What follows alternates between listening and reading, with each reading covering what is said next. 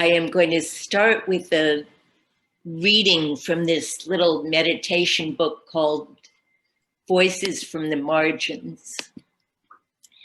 It's by Kristen Harper, who is a minister in Massachusetts. Each day provides us with an opportunity to love again, to hurt again, to embrace joy, to experience unease, to discover the tragic. Each day provides us with the opportunity to live. This day is no different. This hour no more unique than the last, except maybe today, maybe now, among friends and fellow journeyers, maybe for the first time, maybe silently, we can share ourselves. So Richard Schwartz, I invite you to share yourself. Thank you, Libby. I've been so impressed by the stories that many of you have already shared about your lives. And despite our uniquenesses, I've noticed that many of us have elements in common, both in experiences and in presentation style. I've decided to read my notes to keep me from rambling so that there might be time for questions. I've also decided to focus on how lucky I have been throughout my life and use that perspective to describe some of the situations that are memorable for me. I'll start with my birth, then I'll look backward and talk about my parents and grandparents. Next, I'll go forward chronologically and talk about where I lived, what my family was like, where I went to school, what I did in college, what my work experience was, and some activities in retirement. At the end, I'll talk about some religious perspectives and how I tried to lead my life. So, I was born in June 1941, 6 months before Pearl Harbor Day. My family lived in Fort Wayne, Indiana, and my sister was 2 years old. My dad, an orthopedic surgeon, was the first and only person in his family to go to college. His father was a cobbler. One of his brothers sold men's clothing, and another brother was a bartender. I never knew his parents, and I saw his siblings rarely. Following internship and residency at Johns Hopkins School of Medicine in Baltimore, my father moved from Baltimore to Fort Wayne to enter a private medical practice. My mother was born in Fort Wayne, and that's where she was raised. Her father, Myron Dessauer, had joined with a partner, Samuel Wolfe, to start a department store there in 1896. The store, Wolfe and Dessauer, became a very successful enterprise and was the commercial retail center in Fort Wayne for almost a century. Think of Sibley's of a few years ago in Rochester. My grandfather died when my mother was only 10. My grandmother did not remarry, and she raised my mother and my mother's younger sister alone. My grandmother, Desi, as she was known and called by everyone, including her daughters, was well educated, graduating from Vassar in 1897, and quite prominent in the community. She is the only grandparent of mine that I ever met. As I'll mention later, my parents did not stay in Fort Wayne, but I've often wondered what it would have been like to grow up in that community, where everyone would have known my mother's maiden name, and I would have been one of the Dessauer clan. Shortly after World War II started, my father joined the Army and served at military hospitals on Army bases in Arkansas and Oklahoma for the duration of the war. Fortunately for our family, he was never assigned overseas, and our family all lived together on those Army bases during the war. At the end of the war, we moved back to Fort Wayne. In 1946, when I was 5 years old, my father decided to leave private practice to work for the Veterans Administration. We moved to Pittsburgh, Pennsylvania, where he became chief of orthopedics at the VA hospital there, and we lived on the hospital grounds. There were about 20 housing units for senior staff and administrators, and I remember a chain link fence that surrounded the entire property. I was able to roam around all of the acreage and into the expansive wooded areas unattended and carefree, even as a 5-year-old. The Korean War began in 1950 when I was 9. I remember numerous duck and cover drills at school and turn your lights off and close your window shades at night advisories on the radio, since Pittsburgh was a center of the steel industry on the East Coast and was thought to be a primary target for potential foreign bombing. I was very impressionable and scared. So when I learned that we were going to move to Albany, New York, I was rather happy. My father had been appointed chief of orthopedics of a new 1,000-bed VA hospital there. It looked like Albany was far enough away from Pittsburgh so as not to be a military target. I wonder today what it's like to be a 9-year-old having to deal with COVID-19 disruptions to life and the worries that it brings. I was lucky not to have my concerns ever materialize. We moved to Delmar, a suburb of Albany, in 1951. My parents decided to send me to an overnight camp that summer, so I did not participate in the move itself. My parents were not at all athletic or outdoorsy, and they realized that I would benefit from this kind of camp experience, which was very important to me. The camp session lasted 8 weeks. I continued to attend summer camp. It's Camp Timlow near Lake George in the Adirondacks for 8 weeks every summer from then until I finished my first year in college in 1960. This opportunity was certainly lucky for me. I learned new skills, was exposed to a variety of new experiences, made new friends, became a camp counselor, and became much more independent. Hiking and canoeing and backpacking, all are activities which I learned early on and shared later with our own kids. And the Adirondacks became an important part of our lives. My parents lived in Delmar for the rest of their lives. It's where most of my growing up memories are. My mother was trained as a social worker and volunteered for years with the Red Cross in Albany. She also organized a gift shop in one of the hospitals and managed it for over 20 years. My parents had grown up during the Depression, and life was very serious for them. They were genuinely frugal. They bought only what they needed, and their wants were very modest. Having new clothes and a large wardrobe, for example, was unimportant to them. I also remember my father saving string and aluminum foil. And he also took his lunch to work each day in a recycled 9 by 12-inch paper mailing envelope, which he would reuse for the entire week. He carpooled to work and we needed only one car. My parents practiced conservation and recycling long before it became popular, and they passed along those values to me. My sister was 3 years ahead of me in school. She was salutatorian in high school and went on to academe.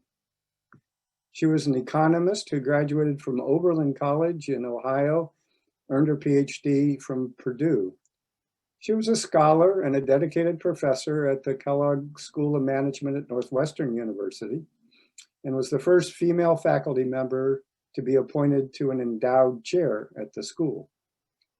I was lucky to see her accomplishments, but I didn't need to compete with her and was interested in entirely different areas of study.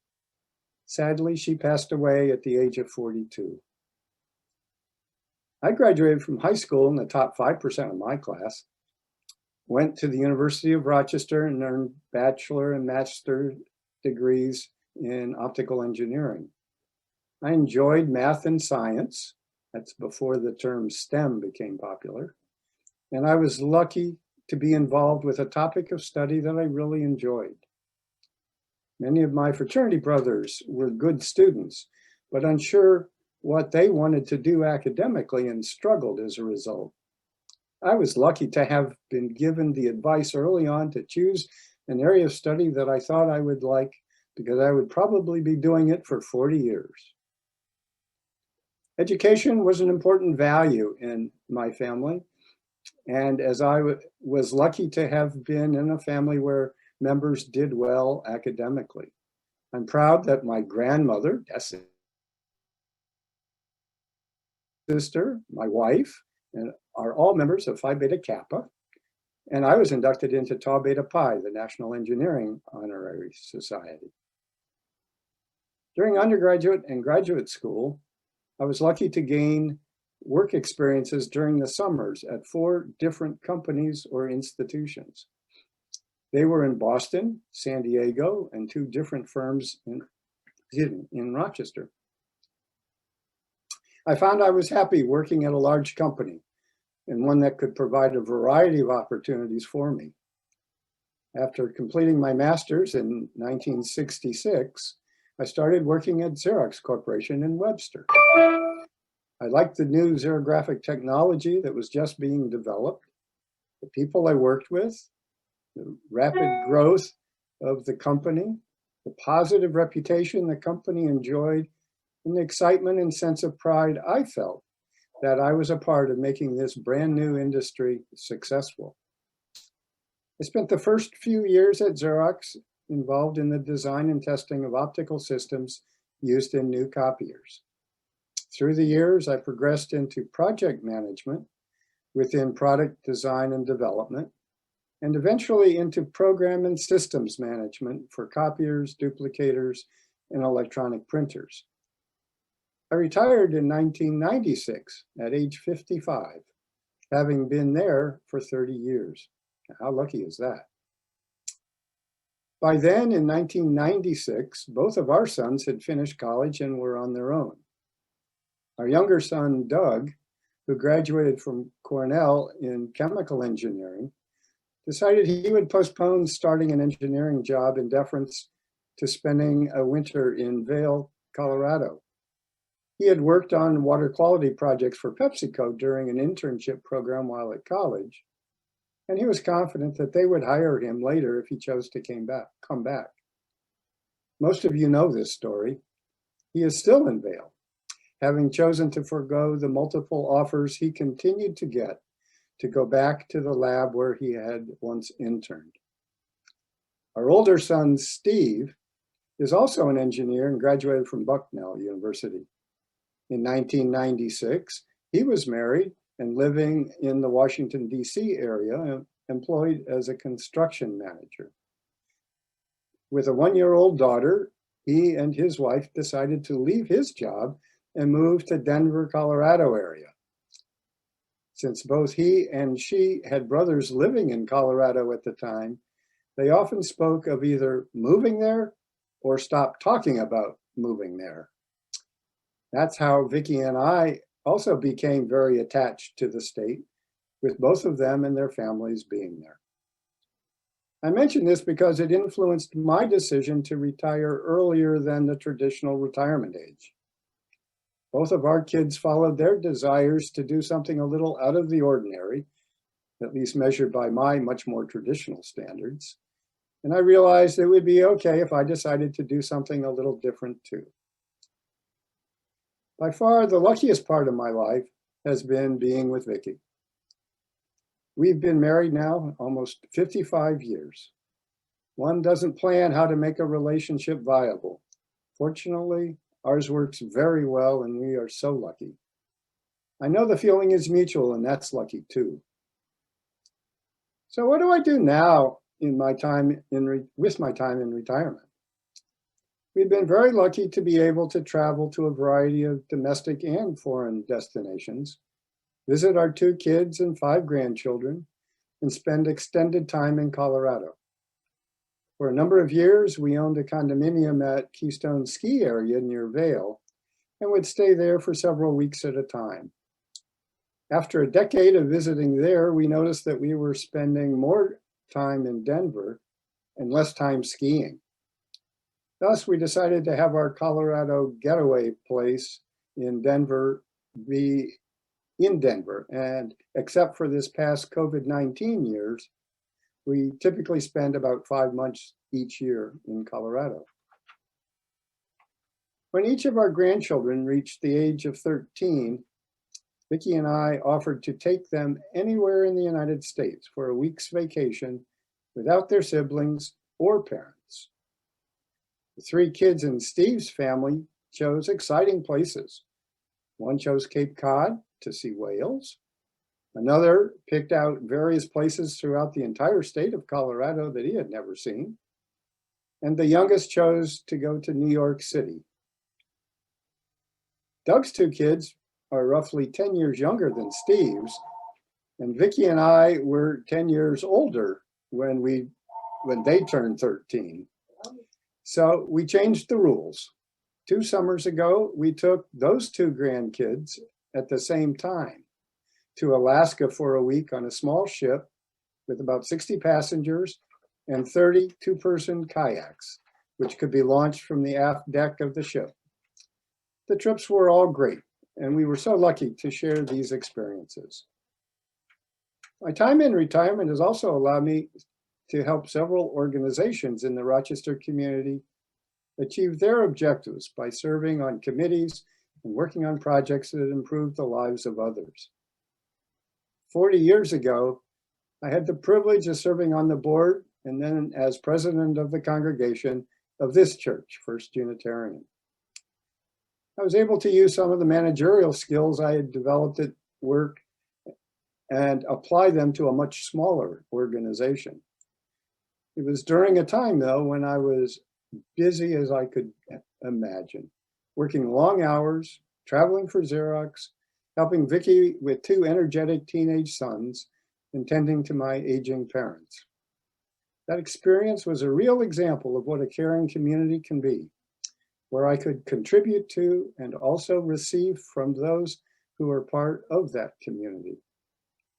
Being a part of various church groups like the Finance and Heritage Committees, the Canvas Committee, the Building Use Committee, continued to make me feel that I was contributing to our congregation. I'm particularly proud of the work we accomplished when I chaired the Ministerial Intern Committee in the early 1990s. We were fortunate to recruit Marty Griffith, Kathleen McTeague, and Michelle Tanazi as interns to serve this church. Today, participating with the Bi-Fi group provides that comradeship and sense of both helping and belonging. Over the years, this church has truly become my extended family. I've also volunteered with many other community organizations in Rochester over the years. I am still involved on advisory committees at the University of Rochester and serve on the board of directors of the Children's Institute. But here I'd like to focus on one particular organization with which I have been involved for some 30 years, the Rochester Area Community Foundation. The foundation makes charitable grants to not-for-profit organizations in the 8-county area around Rochester and helps individuals, funders, develop ways they can be the most help to others, both now and in the future. The foundation also provides leadership within the community on social justice issues and frequently convenes community leaders to address local problems. Organizations such as ACT Rochester, Rochester's Child, Quad A for Kids, the Children's Agenda, and the Greater Rochester After School Summer Alliance are all initiatives originally begun at the foundation. I was fortunate to serve on and chair the board of directors of the Community Foundation in the early 2000s, and I continue to volunteer on several committees today. And where does religion come in? My parents had a Jewish heritage. My father's family was Orthodox, but he was non-practicing and theologically an atheist. My mother's family was Reformed. She too was non-practicing, but she did bring out the menorah at Hanukkah and serve a Seder dinner at Passover. They did belong to the Reformed Temple in Albany, but only attended services during the high holy days. They thought it important that my sister and I be exposed to religious education, however. My sister loved it. She enjoyed the stories, the history, learning Hebrew, all things academic. I didn't. I hated it. I didn't know a soul in my class. Many of the students knew one another from their schools. There were no Jewish students in my school, and there were no other Jewish families in Delmar. I also disliked going to Saturday school at the temple because I thought it wasted Saturday morning. I had a newspaper route all through my school years, and Saturday morning was the best time to collect weekly from my customers. I couldn't do it Saturday morning. I had to use Saturday afternoon to collect. The only thing that I did enjoy about going to Saturday school in downtown Albany, though, is that I went to the nearby hobby shop after class and used my newspaper earnings to buy items for the model railroad layout that I built in our basement. Despite the fact that going to Saturday school was not my favorite activity, I wanted to complete what I had started and was confirmed on schedule at the end of 10th grade. Although I'm no longer involved with model railroading, I still have an interest in railroads. During my high school years, a friend and I would drive to a nearby railroad switching yard and watch for interesting loads to being transported, like the huge generators that had been built in GE in Schenectady on their way to somewhere. Today, I look for railroad cars carrying wind turbine blades 100 feet long, anchored to two flat cars in tandem on their way from a factory near Denver to a wind farm that will use them. Vicki and I also took a week-long tour to discover and ride on the 7 historic railroads of Colorado. Excuse me. Most of them having been developed for the early mining operations there. At the other end of the spectrum, I really enjoyed riding the high-speed train from Amsterdam to Paris several years ago. That paper route was more important to me than you might expect. It taught me responsibility and loyalty to my customers. It taught me how important it is to be punctual. Customers expect their paper to be delivered on time. It also enabled me to be awarded a merit scholarship from the Gannett Foundation, which, combined with the New York State Regents Scholarship, paid my tuition at the U of R for 4 years. I first learned about the Unitarian Church through friends of my parents who lived in Schenectady, about 30 minutes away from where we lived. They invited us to join them sometime. My parents were impressed with the service and the theologic approach. They went several times. They told me about the Liberal Religious Youth, the LRY, program that the church offered to teenagers. Excuse me. And they encouraged me to attend. I was impressed. I still didn't know anyone in the classes, but I went because it made sense. I felt welcomed, and I had good conversations with my parents in the car driving back home after services. So by the time I went to college, I thought it was cool to say that I was a Unitarian and had Jewish grandparents. Not many people knew what I was talking about. Vicki's religious story is different. She can tell you the details another time, but basically, her extended family represented various denominations of Christianity. Before we married, we had long discussions about what each of us believed and what our values were. And we started coming to this church to reinforce the values that we were trying to instill in our kids. We are not the only ones here who have said that we came to this church for our children and we stayed for ourselves. I think we succeeded in helping our kids form their religious grounding, and we certainly found a community of caring folks for ourselves. With my 80th birthday approaching, I've been reluctant to talk about my health, but I am so lucky to have the medical community in Rochester take good care of me. The pacemaker has kept me alive for the last 17 years. And now, as most of you know, I have 2 brand new hip joints that allow me to walk and shovel snow without pain. If one needed to stay home and recuperate from 2 surgeries, 2020 was an okay year to have to do that. How lucky is that? So thank you. I'm happy to answer questions that you might have.